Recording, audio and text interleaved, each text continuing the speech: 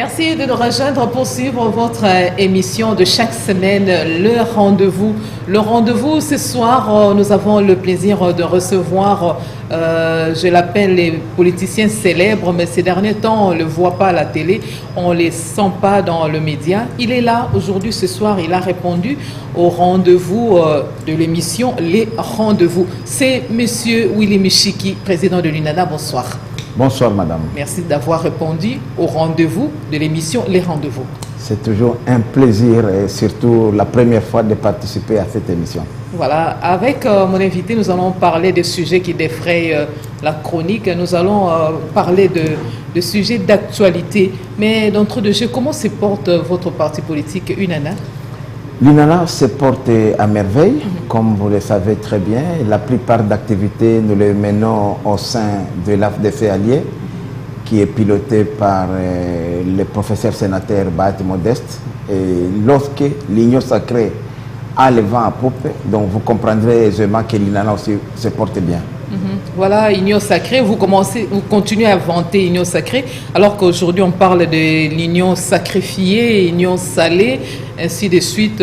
On arrive à dire beaucoup sur cette structure. Je m'en veux vous poser la question, qu'est-ce qui a poussé UNANA à adhérer en l'union sacrée, sachant que vous avez servi Kabila depuis belle lurette?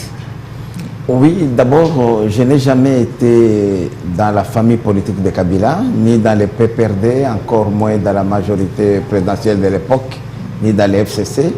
J'ai participé à un moment donné dans un gouvernement de coalition qui était dirigé par Kabila.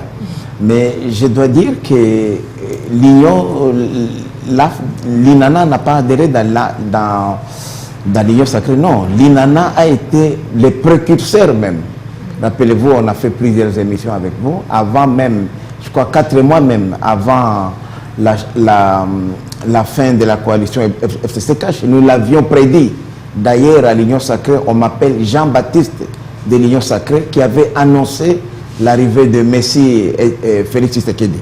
Les gens ne me croyaient pas lorsque même je parlais à l'époque de la majorité qui aurait basculé. J'ai même donné un chiffre, 267 députés, personne ne me croyait. Donc, nous sommes les précurseurs.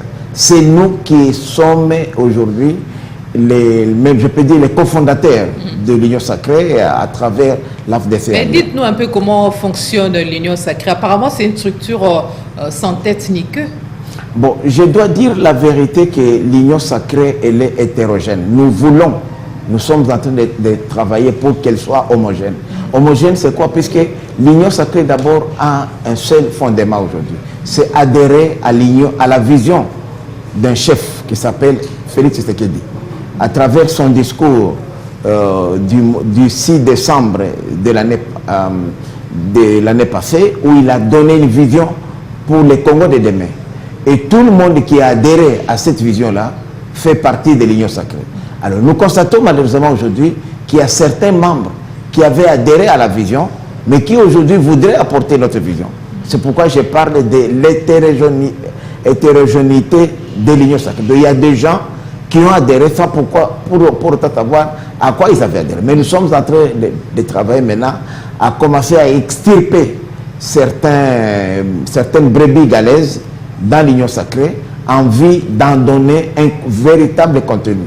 Et il faudrait que l'Union Sacrée ait une charte, parce que nous allons aux élections maintenant. Nous devons affûter nos armes. Il faudrait que l'Union Sacrée aille aux élections comme un méga regroupement. C'est-à-dire que nous devons aujourd'hui savoir qui sera nos candidats aux différents postes à partir de la présidence de la République jusqu'au niveau local et municipal. On ne va pas parler, excusez-moi s'il faut le dire ainsi, on ne va pas parler de la balkanisation au sein de l'Union Sacrée parce que ça ne sent pas bon.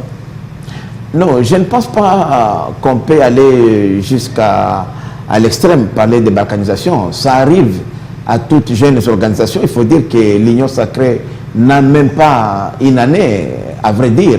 Donc c'est une nouvelle organisation. C'est un bébé qui doit croître. Et beaucoup de gens, en adhérant à l'Union Sacrée, chacun avait ses calculs. Mais ils se sont rendus compte que non, l'Union Sacrée, c'est d'abord l'union sacrifiée. Il faut les sacrifices. Pour nous, c'est le peuple d'abord. Puisque chacun venait avec ses petits calculs électoraux et constatant que ces calculs-là ne vont pas aboutir. Ils commencent à mettre les, les bâtons dans les roues de l'Union sacrée. Mais moi, je conseille à tous ces amis-là qui ont adhéré peut-être par erreur, ils n'ont qu'à se retirer, ils ne sont pas obligés de rester dans l'Union sacrée. Il n'y a pas eu des actions palpables. Ce qui pousse d'aucuns à dire que l'Union sacrée n'a pas existé. Ça n'existe peut-être que de nom. Les actions, ce ne sont pas seulement les actions de la rue. Tout ce que le gouvernement fait aujourd'hui. Des actions menées surtout ensemble parce qu'on parle de l'Union sacrée. Oui, nous avons fait des actions.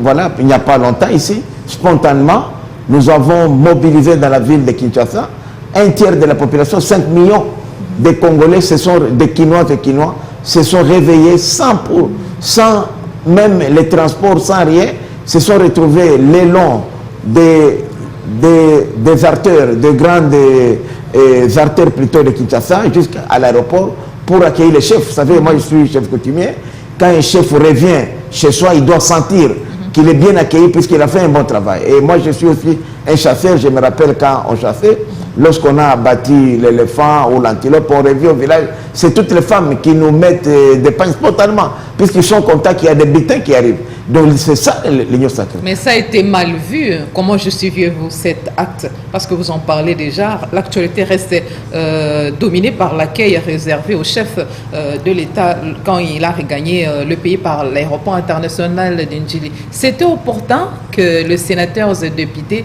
se mobilisent accompagnés de militants sympathisants du parti et autres pour accueillir les chefs de l'État. Oui, tout à fait. D'abord, il ne faut pas d'abord oublier que les sénateurs comme les députés nationaux sont l'émanation du peuple. Et quand le peuple, puisque toutes ces dividendes que le chef de l'État vient de récolter au niveau de la diplomatie, au niveau de l'extérieur, vont avoir une répercussion sur leur électorat. Chacun de ces députés-là de l'Union sacrée va utiliser ça comme thème de campagne. Donc c'était tout à fait normal qu'on puisse ne serait-ce que remercier la personne qui a récolté ses succès diplomatiques. C'est la première fois que cela est fait. Et je vous dis, d'abord, il n'y avait pas de plénière, ni au Sénat, ni à l'Assemblée nationale qui était prévue.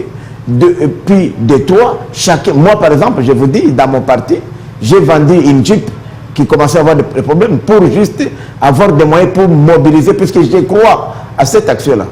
Si cela dérange, moi je dis, même ceux-là qui font des manifestations, ils le font gratuitement.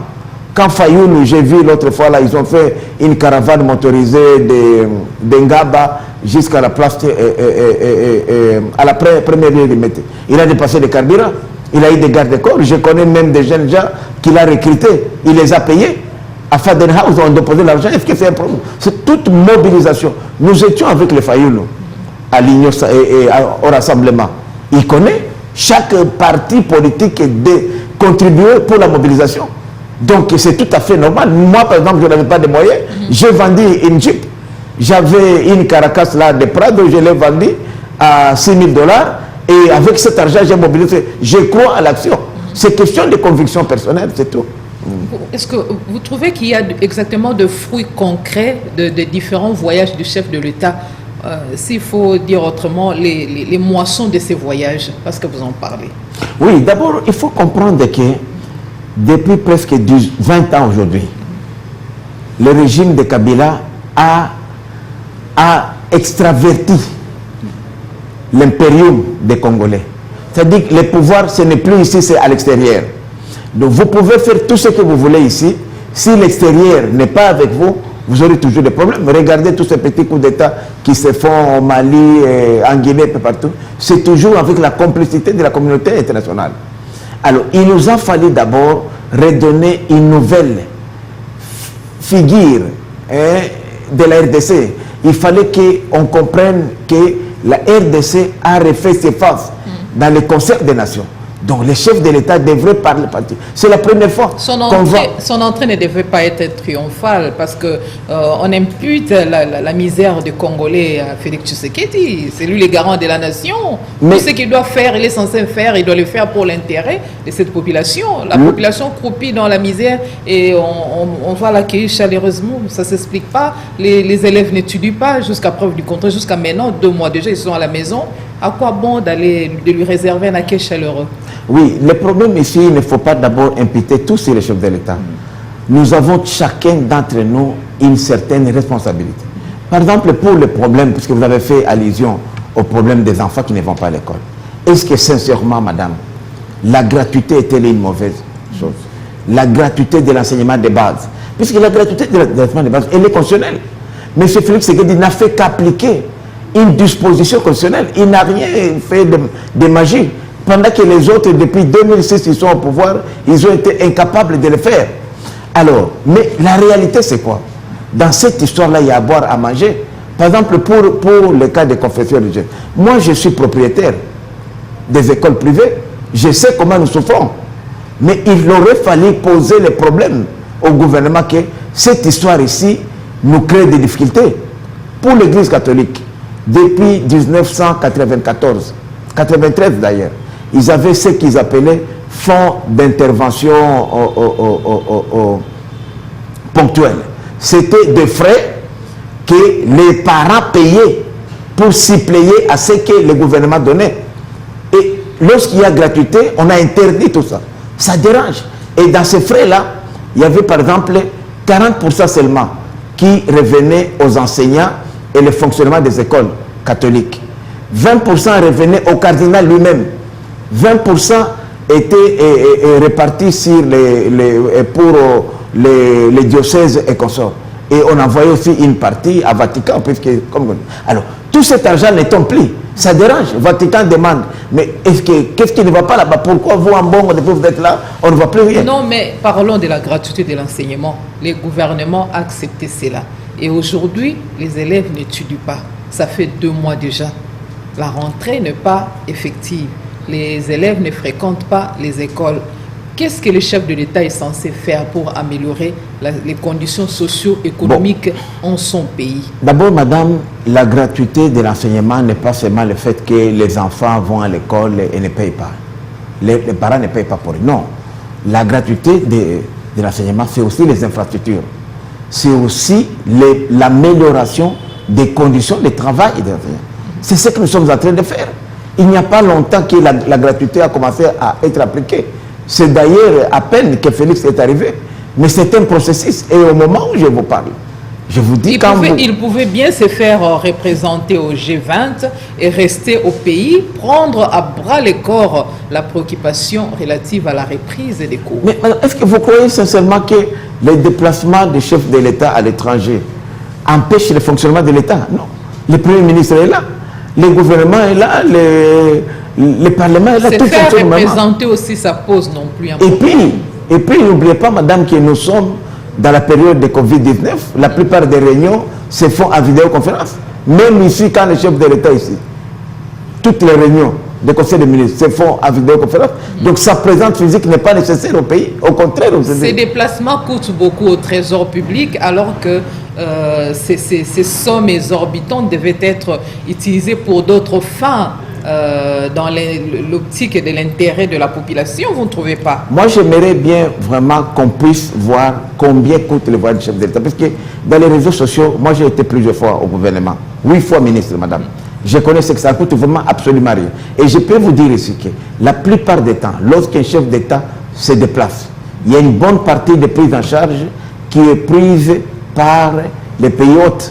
Ce que les gens peut-être ne savent pas.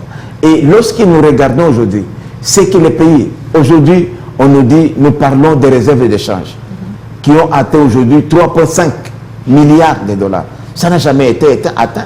Mais comment allions-nous avoir ça si le président Tshisekedi n'avait pas convaincu nos partenaires multilatéraux et bilatéraux? Il fallait un lobbying. Aujourd'hui, l'Israël va nous accompagner dans la lutte contre le terrorisme. Ils ont déjà donné les moyens.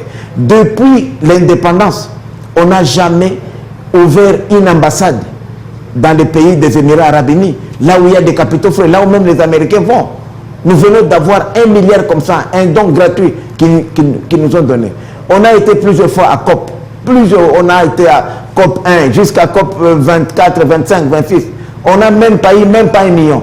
Mais cette fois-ci, nous avons envoyé pour le premier temps une enveloppe juste pour préparer les dossiers. 500 millions, pour préparer les dossiers, 500 millions de dollars. Nous avons, c'est la première fois que les chefs de l'État congolais parlent avec les leaders. D'ailleurs, aujourd'hui, je vous dis, une autre victoire diplomatique, je vous donne même les scoops, On va maintenant commencer bientôt à parler des G21. Puisque avec les poids politiques du président Tshisekedi, tous les G20 ont compris qu'il faudrait qu'il y ait aussi G21 qui représenterait l'Union africaine, puisque c'est presque 1,4 milliard de citoyens qui étaient complètement balayés. Nous allons y revenir. Apparemment, l'Union sacrée déçoit chaque jour parce qu'elle n'arrive pas à répondre aux besoins de la population. Conséquence, il y a des défections. Mais lorsque nous regardons la gestion d'abord, 18 ans, presque 20 ans d'ailleurs, des années qui viennent, parce que les gens oublient que l'Union sacrée n'a qu'à peine 7 mois. Il y a 32 ans, 18 ans. Et oui, puis, mais maintenant l'Union sacrée en soi n'a que 7 mois. Parce qu'il faut compter l'Union sacrée à partir de l'investiture du gouvernement Sama Lukonde. C'est là où on a eu, parce que sans gouvernement, on ne pouvait rien faire. Alors un bébé de 7 mois, vous le comparez à un enfant adulte de 18 ans, de 20 ans. Non, soyons quand même sérieux. Mais il ne doit pas non plus répéter les erreurs de ses prédécesseurs. Il est censé mieux faire. Mais c'est ça, moi j'ai dit, c'est la même qui critique. Vraiment, s'ils avaient le sens d'honneur, sincèrement, moi à leur place, je ne devais même pas parler. J'ai été dans le gouvernement Kabila. Vous savez, dans le gouvernement Kabila, il n'y avait même pas de conseil des ministres. Nous étions avec Sami Badibanga, il est là. Un seul conseil des ministres pendant presque 6 mois. Alors, où est-ce que les yeux se passent? Kabila était où? Le problème de Tshisekedi, il est honnête, quand il voyage, il annonce. Mais Kabila sortait, revenait, on ne savait même pas. Parfois même 2 mois, 3 mois, on ne savait pas le président était où. Oh, le président est redevable. Mais et là où Félix va, nous voyons ce qu'il fait réellement. Aujourd'hui, la vie coûte doublement plus cher que du temps Kabila. Mais ça, c'est ce que l'argent ne circule pas. Non, ce que vous dites, vous, quand vous comparez les niveaux de vie. Non, quand vous comparez les niveaux de vie, il y a 18 ans. Et aujourd'hui, madame, je vous dis, les niveaux de vie, c'est partout. L'index, les coûts ne fait que, surtout avec la Covid-19, c'est partout. Moi, le taux du dollar qui prend de l'ascenseur à l'espoir du non-retour. D'ailleurs, quand vous faites les statistiques, on n'a jamais eu une période aussi stable du franc congolais que nous le connaissons aujourd'hui. Et en plus, puisque nous avons un matelas de devises aujourd'hui. Aujourd'hui, les investisseurs sérieux pourraient fréquenter notre pays puisque nous avons une garantie financière. Ce qui n'a jamais été. On a, je vous dis, depuis 60, même pendant le boom de cobalt et de cuivre, on n'a jamais connu une réserve de 3. D'ailleurs, Joe Biden a demandé au président Félix, qu'est-ce que vous avez fait pendant ces temps difficiles de Covid-19 pour avoir des réserves comme ça. Le président américain, vous pensez que là, ils sont en récession. Monsieur Chiki, vous pensez que ces investisseurs vont oser défouler leurs pieds en RDC, ou bien vont tendre la main à Kinshasa au moment où l'Est de la RDC jusqu'à maintenant, madame, ça ne va pas, je vais vous dire les élèves n'étudient pas, et ainsi de suite, ils vont venir facilement. Je vais vous dire que le meilleur investisseur, ils ne seront pas sceptiques. Le meilleur investisseur, c'est d'abord les Congolais eux-mêmes. Il ne faut pas compter ici. Vous savez, nous avons... le problème d'abord du Congolais, c'est la mentalité. Nous devons briser cette mentalité qu'on a. De croire que tout ce qui est bon vient de l'extérieur. Que c'est lui qui amène... Non. L'étranger viendra ici lorsque nous, les Congolais, nous sommes forts chez nous. Donc nous devons améliorer les conditions des Congolais. Le gouvernement doit payer la dette intérieure, doit enrichir d'abord les Congolais. Nous devons respecter les lois. Quand je vois aujourd'hui ce qui se passe dans le secteur du travail, l'emploi, c'est pourquoi même je salue les efforts de Madame l'Excellence Claudine Doussi dans la réforme du secteur du travail. Ce n'est pas normal que la sous-traitance, qui est un secteur qui doit être géré par les Congolais et qui rapporte des milliards et encore aujourd'hui entre les mains des étrangers. Les petits commerces, vous voyez ici encore des Chinois qui vendent des matembele, des beignets. J'étais là à Bandal avant-hier, j'ai vu une dame chinoise qui vend des beignets, des boutiques. Non, ça ne se fait jamais. C'est nous, c'est l'état de droit. Et quand on met l'état de droit, c'est qu'il est dictateur. Non. Nous devons d'abord, nous, Congolais, balayer chez nous. On n'a pas besoin de faire venir... Vous vantez les ministres alors qu'ils semblent passer inaperçus. Ça sent même les remaniements au mois de décembre. Les remaniements ne changera rien. Ce que nous avons besoin, c'est d'abord le système. Les hommes passent. Vous savez, chez nous, on dit... Il y a un remaniement quand le rendement n'est pas bon. Oui, les remaniements, on peut en faire. Moi, j'ai survécu à 8 remaniements, madame. Ça s'est fait dans quelle optique? Non, c'est-à-dire, moi, je dis, quand on fait des remaniements, il faut d'abord une vision. Mais la vision, c'est la vision du chef de l'État. C'est pourquoi j'ai dit que c'est cette vision-là du chef de l'État qu'il a aujourd'hui. Vous savez, on a deux mots qui rongeaient ce pays. On peut revoir une vision? Oui, non, une vision, on peut l'adapter. Okay. On l'adapte aux réalités locales. Les problèmes qu'on avait dans ce pays, depuis l'indépendance. Réviser. Non, on peut l'adapter. L'adapter, puisque le contexte, ça dépend. Vous pouvez avoir une vision, mais vous arrivez, par exemple, aujourd'hui, nous avons l'état de siège. Ce que vous allez faire à Kinshasa, ce n'est pas la même chose que vous allez faire, par exemple, au Nord Kivu, à Ituri, où il y a des problèmes sécuritaires. Les problèmes de ce pays étaient résumés en deux. L'absence d'un leadership exemplaire au sommet de l'État. Aujourd'hui, nous l'avons avec l'avènement de Fachi Béton. Deuxième chose, c'est la bonne gouvernance. Vous avez vu maintenant, avec Alinguet, Mouzito était IGF comme Alinguet. Qu'est-ce qu'ils ont fait?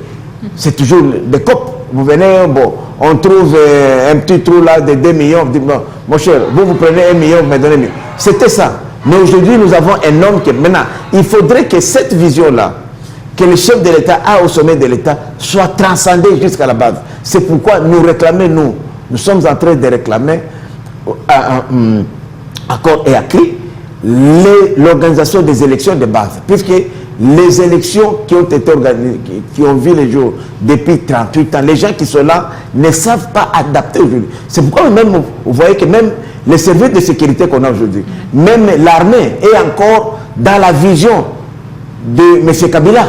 L'armée corrompue, l'armée défaillante et tout ça. Il faudrait que cette vision-là soit transcendée à tous. Et ça demande du temps. Ce n'est pas du jour au lendemain.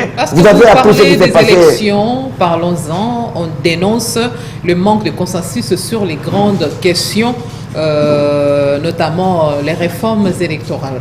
D'abord, il faut dire d'abord que le consensus n'est pas démocratique, madame. Lorsque vous lisez le principe démocratique, c'est la majorité sur la minorité. Évidemment, on doit protéger la minorité. Mais le consensus ne doit pas être au-dessus de la volonté de la majorité. Moi, je voudrais bien qu'on ait le consensus. Minorité, on voit l'opposition. Non, justement, on protège la minorité tout en respectant les droits de la majorité. La minorité ne peut pas écraser la majorité. Sinon, c'est la dictature. Puisque pourquoi nous avons combattu la dictature? Et si la majorité ne convainc pas ou ne s'assume pas, la majorité ne prouve pas à suffisance de quoi cette majorité est capable. Malheureusement, c'est ce que nous recherchons, c'est la démocratie, puisque c'est la majorité qui compte. Malheureusement, j'ai dit malheureusement, pourquoi? Puisque ce que nous avons toujours combattu, moi personnellement, c'était la dictature. C'est-à-dire qu'une infime minorité s'impose sur la majorité. Mais si la majorité est d'accord, même si la majorité dit que nous voulons vendre le Congo aujourd'hui, puisque c'est la majorité, c'est leur pays, on la vend. L'insuffisance de la majorité peut tout changer. Oui, justement. Oui, si la majorité change, tant mieux. Mais aujourd'hui, c'est la volonté de la majorité. C'est pourquoi moi j'ai dit à tout cela. Et puis, ça fait le problème, moi, parfois, qui m'écœure. J'ai des amis avec qui on a été longtemps dans l'opposition. Nous avons combattu les mêmes antivaleurs que nous voyons aujourd'hui. Mais ils se permettent aujourd'hui de se coaliser et défendre ces antivaleurs-là. Moi, je donne le cas, par exemple, aujourd'hui. Nous avons toujours dit, nous tous, qu'on ne peut pas permettre à ce que une infime minorité de gens puisse s'imposer sur la majorité. Mais lorsque la majorité aujourd'hui, non, même les lois de la République, il y a des gens aujourd'hui qui violent des lois et ils veulent que cela soit cautionné. Non. Moi, je dis, mais nous sommes dans quel état? Puisque on n'est plus à gauche, on est à droite. Non. Il y a même des gens qui sont dans une coalition qui critiquent leur propre coalition. Mais pourquoi ne pas quitter? C'est tout. Puisque quand vous êtes dans une coalition, vous n'êtes pas obligé. Ils attendent les moments propices pour... Mais ils attendent quoi? Moi, si je ne suis pas d'accord, j'ai quitté. J'étais dans la MOUC après l'élection, j'ai quitté. Vous voyez? Donc, c'est ça le problème. Vous, personnellement, qu'est-ce qui vous guide vers l'Union sacrée, M. Michiki? Moi, ce qui me guide personnellement, moi, en tant qu'individu, William Michiki, c'est le bien-être des Congolais. Je le recherche partout. Et le jour que l'Union sacrée s'écartera de ce bien-être, je n'attendrai même pas demander à mon autorité m'arranger, je dirais, moi je pars. Je ne veux pas critiquer l'Union sacrée dans l'Union sacrée. Et si je dois le faire, ce sont des critiques positives à l'intérieur. C'est ce que nous avons toujours reproché à certains d'entre nous. S'il y a des critiques, on le fait. Moi je dis, je suis dans la défait allié. Nous sommes aussi frustrés dans l'Union sacrée. Rappelez-vous qu'aux élections de 2018, Nous sommes la deuxième force politique de ce pays après le PPRD. Le PPRD ayant été totalement désintégré, nous sommes la première force de l'Union sacrée. Mais lorsque vous regardez ce que nous obtenons là-bas au gouvernement, ça ne reflète pas notre poids politique. Est-ce que vous avez déjà vu une fois le professeur sénateur Bahat Modeste protester? Non, c'est la cuisine interne. Nous cherchons, puisque nous sommes encore jeunes, nous recherchons. Les critiques, on les fait à l'intérieur. Mais lorsque vous faites des critiques à l'extérieur de votre organisation, moi je ne vous prends pas au sérieux, je dis mais pourquoi ne pas quitter? Puisque ce n'est pas l'extérieur qui va trouver la solution, mais c'est l'intérieur. Vous justifiez censé le problème soulevé par ceux qui sont mécontents. Là, je vois la mouka de Moïse Katumbi et puis envol de Délice Sanga. Oui, moi par exemple, sincèrement, j'aime bien Moïse, c'est un frère. Déli, on a grandi ensemble, on a fait beaucoup de choses ensemble. Je les respecte beaucoup. Et j'ai encouragé, par exemple, l'idée de Déli.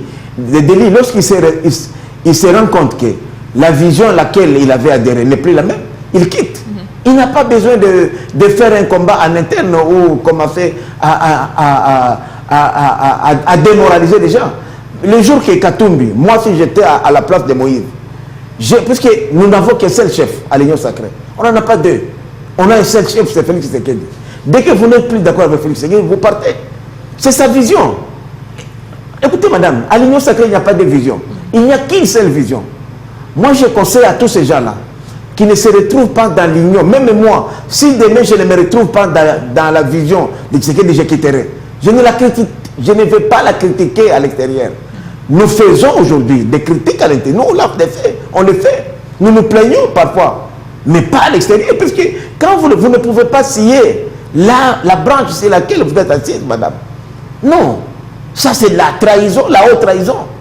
Vous donnez des armes, n'oubliez pas que nous allons aux élections, et vous donnez des armes aux ennemis. Nous sommes politiques, nous. Moi, je suis politique en tout cas. Et tout celui qui chercherait à me fragiliser, je ne vais pas lui faire des cadeaux. Voilà, pas du tout. Merci pour cet éclairage. La mise en place de la Commission électorale nationale indépendante, CENI, est aujourd'hui un sujet qui alimente des débats.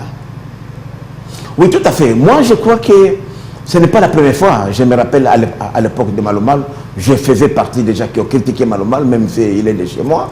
Mononda aussi, la même chose, Corneille Nanga. Mais malheureusement, il y a eu des élections et les gens ont participé. Mais vous pensez que la procédure suivie est régulière? Tout à fait régulière et légale, madame. Puisque, et même la preuve que même cette procédure-là a été... Puisque s'il y a irrégularité, c'est ce que moi je demande à tous ceux-là qui constateraient des irrégularités. Nous avons la plus haute juridiction, qui est la Cour constitutionnelle. Ils peuvent, à travers une requête, saisir la Cour constitutionnelle, par exemple, pour anticonstitutionnalité. Et la Cour constitutionnelle va se prononcer. Est-ce qu'il fallait tous ces gens, vraiment... ils font les débats dans les réseaux sociaux, dans les médias. C'est ce qui m'étonne. Il fallait vraiment dépoliser la CENI. Mais aujourd'hui, d'abord, je vais vous dire, madame, sincèrement, parlons de cette question. Les gens parlent beaucoup de la politisation de la prison. Est-ce qu'ici, au Congo, cite-moi une organisation non gouvernementale, donc pour ne pas parler ONG, qui est apolitique. Je vous dis, même les églises sont politiques. Moi, Willy Michik, je vous dis. C'est vous qui le dites. Je vous dis, moi, Willy Michik, j'ai fait la politique avec les églises. Les tracts ici, je les faisais à Goma, chez les protestants. Ici, à Goma, ici, à l'église catholique, Monseigneur, le cardinal Maloula, nous les résistants de l'époque à l'IDPS, nos enfants, nos familles étudiaient gratuitement aux écoles Maloula. Il a même pris un des nôtres, Omer Kamba, qui est encore en vie aujourd'hui, l'ancien gouverneur à l'époque des musées du Gaston oriental, comme préfet de Simal. Donc, l'église catholique, protestante, toutes ces églises-là nous ont accompagnés. Quand on a été à la Senco, mais on a boutiqué les choses avec les catholiques. Dépolitiser la CENI, n'est-ce pas là rassurer les protagonistes? La politisation, la CENI, quand on parle, moi je dis, qui y est apolitique aujourd'hui? Personne n'est apolitique. Au contraire, aujourd'hui, quand vous mettez les politiques... La société civile est apolitique. Non, la société civile n'est pas politique, parce que la preuve, je vous donne... Moi, je vous parle des faits, madame. Vous me dites la théorie. Moi, je vous dis, nous avons été à Genève. Bien qu'on parle aujourd'hui de la société civile. C'est vrai, je vous dis, elle n'est pas civile. Elle est politique, civilement politique. Je vous donne des faits. Nous avons été au rassemblement à Genève. lorsque nous avons créé les rassemblements de forces politiques et sociales. Vous savez, les défauts des Congolais, les Congolais ne lisent pas. Si vous voulez cacher quelque chose aux Congolais, mettez-le par écrit. Allez voir l'acte de création. Vous verrez, Lucha est là, d'ailleurs représenté par mon défunt neveu, Likulu, là, que son âme repose en paix. Et Azado est là, avec Atende. Et mon ami de la cage est là aussi. Ils ont signé société civile avec nous les politiciens. Alors vous allez me dire qui est à politique. Je vous dis, tout ce que nous faisions ici comme politique, c'était avec des églises. D'ailleurs, les églises nous ont accompagnés. Toutes les marches qu'on a fait, on les boutiquait la nuit. On disait aux évêques, aux prêtres, ce qu'il faut dire. Non, c'est ça la vérité de ce pays. Moi, je vous dis, madame, la meilleure dépolitisation de la CENI, c'est y mettre les politiques. Quand les politiques sont là, ils se neutralisent et surtout, le législateur vraiment a imaginé quelque chose de spécial en disant que lorsque vous êtes coopté à la CENI, vous coupez votre cordon ombilical à votre organisation politique ou sociale. Jean-Pierre Bemba propose plutôt les renforcements de la loi électorale. Vous pensez que c'est réaliste? Oui. Plus tard, je félicite d'abord la sagesse de Jean-Pierre Bemba. Lorsqu'on voit les poids politiques de Jean-Pierre Bemba et on voit ce qu'il a eu dans ses gouvernements, et peut-être plus tard, ça ne reflète pas. Mais je n'ai jamais entendu Jean-Pierre Bemba se plaindre. Voilà un homme d'État. Et s'il a des plaintes, il les fait au sein de l'Union sacrée. Justifier sa sagesse, en quoi il est sage? Il est sage par expérience. Il a été vice-président de la République. Vous savez, lorsque vous avez assumé des hautes fonctions de la République, ça vous donne une sagesse. D'abord, il a l'expérience comme d'affaires. Une sagesse qui n'est pas liée à son comportement actuel. Non, non, non, pas du tout. Il avale pratiquement de sa non, langue. pas du tout, parce que quelqu'un aussi qui a fait, vous savez, il n'y a pas la meilleure sagesse que la prison. Moi, madame, chaque fois que je faisais la prison... Au moment où ça tire de partout dans le milieu des acteurs politiques, Jean-Pierre Bemba donne l'impression d'être à l'écart. Non, pas du tout, pas du tout. Il a donné d'ailleurs un conseil qui a tout résumé. Il a dit que le fait d'avoir des représentants à la CENI ne vous donne pas un faveur que vous allez la manipuler. Ou le fait de ne pas en avoir ne vous exclut pas. Et d'ailleurs, je vais illustrer ça, parce que Jean-Pierre même, je peux l'appeler prophète même. Jean-Pierre Bemba. Vous savez quoi, madame? C'est pas un comportement stratégique. Non. Ce qu'il a dit, ça, c'est vraiment le fruit d'une forte expérience. Qu'est-ce que Bemba évite exactement? Non. Bemba est un sage. Vous savez, la vie, ce n'est plus les jeunes guerriers que vous avez connus, donc il a appris. Et puis les 2 ans qu'il a passé en prison, l'ont rendu ça. Moi je crois qu'il faut aller chez Jean-Pierre Bemba, puiser la sagesse. Il n'a pas de dossier qui l'évite qu'on touche? Pas du tout. Je ne pense pas, madame. Jean-Pierre Bemba a les mains propres. Silence qui protège, je me préserve. Non, je ne pense pas. D'ailleurs, il a été blanchi. Il a été blanchi par la justice internationale, crédible, pour dire que c'est un innocent. Mais le problème, c'est quoi, madame? Parce que regardez la CENI de Nanga. L'IDPS n'avait pas de représentant là-bas, puisque son rapporteur avait tourné les dos, le rapporteur Kalamba avait tourné les dos à l'IDPS. Mais pourquoi cette CENI-là, qui était manipulée par Kabila, parce que tous on le disait, n'a pas fait passer le candidat de Kabila, Chadar? Félix Tshisekedi, qui n'avait aucun représentant à la CENI, a gagné les élections. Alors, ça devrait aujourd'hui rassurer les autres pour dire que non, effectivement, ce que Jean-Pierre Bemba dit est vrai qu'on peut gagner les élections sans avoir des représentants là-bas. Puisque tous ces gens-là qui s'agitent, c'est pour avoir des représentants et tricher. Ce sont des tricheurs. Tous ces gens-là, même les églises là, ce sont des tricheurs. Ils veulent avoir la preuve même. Parce que moi, je dis, madame, je m'excuse, moi je suis un homme franc. Quand vous regardez même les délégués de certaines composantes, notamment les confessions religieuses, ils donnent leurs frères. Les catholiques ont donné qui? C'est un frère de l'Équateur, un Bongo. Les protestants, Bakandoa, c'est la même chose. Son frère de l'Équateur. Bon, l'armée de Sali. Donc, je vais dire de vérité. Moi, je n'ai pas de vérité, madame. Mais par contre, il faut saluer le nationalisme de Nekongo à travers le Kimaru, qui ont pris un Kassaïen comme candidat. Ça ne se fait jamais. Voilà, voyons voir si... On parle très peu. Non, il faut parler de ça aussi. 2023, c'est ça la vérité. C'est l'année électorale. Voyons voir jusqu'à la chute de l'année 2021 si les politiciens sages vont demeurer sages, vont rester toujours sages, et Moïse Katumbi qui va continuer à garder ses 2 pieds au sein de la structure Lamuka. On accuse, vous allez continuer, on accuse Félix Tshisekedi de tout mettre en place pour organiser la fraude en maintenant Denis Kandiba. C'est l'Église catholique et les CC.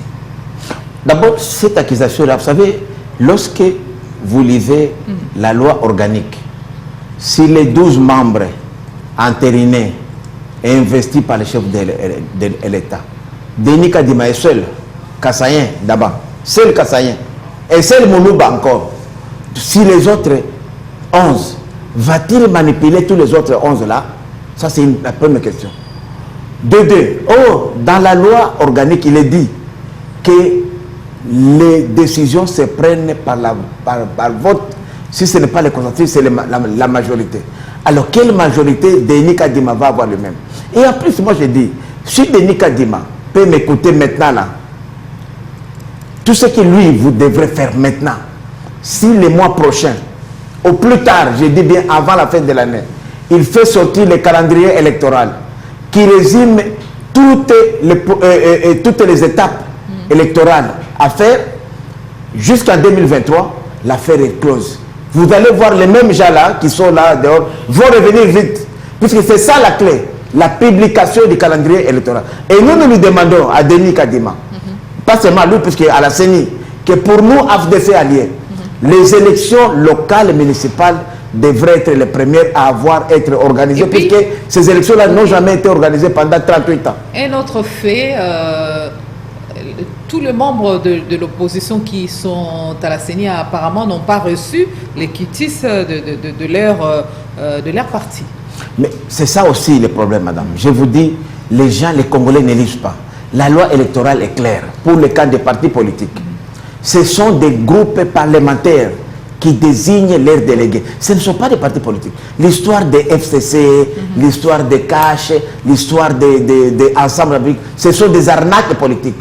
Quand vous allez aux élections de 2018, vous êtes journaliste d'investigation.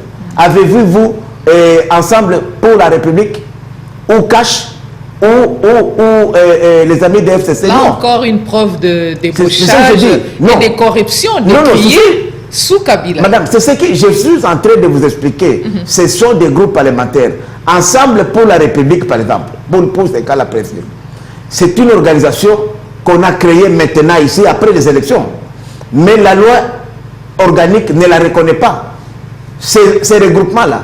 Même nous, AFDC alliés, quoique nous avons été aux élections, mais nous n'avons pas la compétence de désigner nos délégués. C'est les groupes parlementaires qui désignent. Et pour le cas d'espèce, pour l'ensemble par exemple, c'est AMK et Alliés qui est le regroupement majoritaire et qui est le groupe parlementaire le plus important qui a désigné Paul Mouindo Honorable comme leur délégué. FCC dit, je vais désigner, mais toi FCC tu vas désigner comme qui? En vertu de quelle loi? La loi organique désigne les partis. Les PPRD alliés peuvent désigner, mais pas les FCC. Et ils sont combien? C'est pourquoi je vous dis qu'il y a même là aujourd'hui, dans la dynamique de l'opposition, c'est là où SID se retrouve. Il y a aussi à boire à manger. Voilà, on parle de l'état des sièges à Ituri, au Nord Kivu, mais vous êtes sans ignorer que ces derniers temps, les balles crépitent sans cesse, voire même à Kivu, ainsi de suite. On tue au quotidien. Mais à quoi sert cet état des sièges? Bon, d'abord, madame, il faut dire que tous ceux-là qui s'attaquent aujourd'hui à l'état de siège, je les rétorque une seule question. Quelle est l'alternative que vous avez à l'état de siège? À supposer qu'on arrête aujourd'hui l'état de siège. Qu'est-ce qui va se passer? Puisque la mise en place de l'état de siège... Les résultats ne sont pas encore escomptés jusqu'à maintenant. Madame, ce n'est qu'à peine 6 mois, à peine. 6 mois, 7 mois. Non, 6 mois. Nous sommes à la 11e prorogation. Mais moi, je dis, c'est encore rien. Les Américains, l'armée la plus puissante du monde, a fait 20 ans en Afghanistan. Et ils sont fatigués, ils sont partis, ils ont laissé. Les petits talibans là qui n'ont rien, avec tous les moyens de communication qu'ils ont, ils n'ont jamais réussi à en découdre avec les talibans. Il y a l'état d'urgence qui est encore plus grave que l'état de siège. L'état d'urgence en Algérie, depuis 19 ans.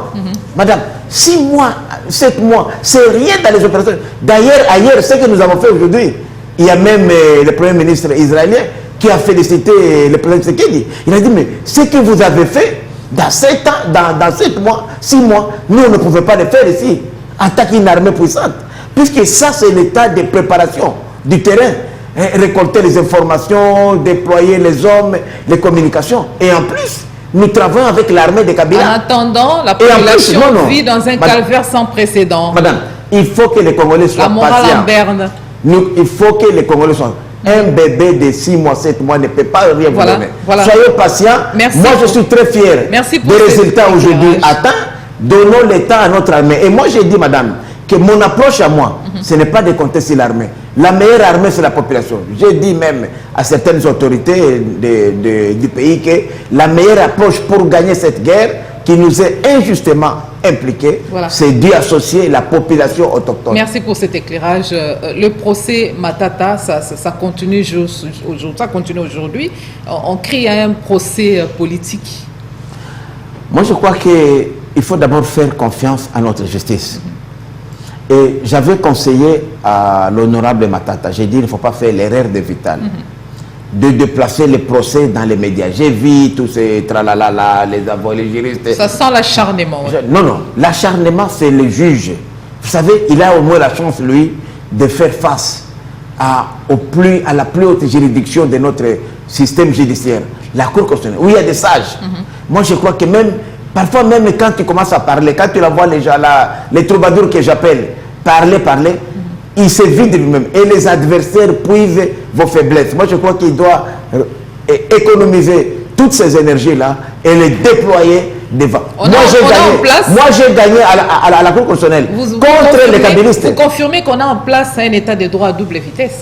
Pas du tout, pas du tout. Moi, je vous dis, la justice peut avoir ses faiblesses, mais elle reste notre justice. Nous n'avons que ça, malheureusement. Moi, je vous dis, j'ai gagné un procès. J'étais Tambwe Mwamba avec le FCC.